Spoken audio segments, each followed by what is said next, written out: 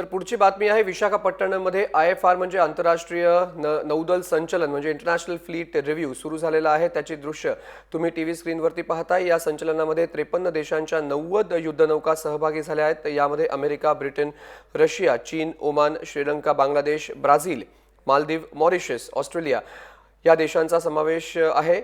8 फेब्रुवारीपर्यंत हे संचलन होणार असून 6 फेब्रुवारीला भारताच्या राष्ट्रपतींना या आंतरराष्ट्रीय फ्लीट रिव्ह्यूमध्ये मानवंदना दिली जाणार आहे। भारतीय नौदलातील INS सुमित्राला राष्ट्रपतींच्या युद्धनौकेचा सन्मान लाभणार असून या युद्धनौकेवरूनच राष्ट्रपती इंटरनॅशनल फ्लीट रिव्ह्यूची मानवंदना स्वीकारतील। याशिवाय INS Sumedha, INS Sharayu, INS Sunaina या 4 अतिवेगवान गस्ती नौकांचा ताफाही राष्ट्रपती प्रणव मुखर्जींसाठी सज्ज ठेवण्यात आलेला आहे।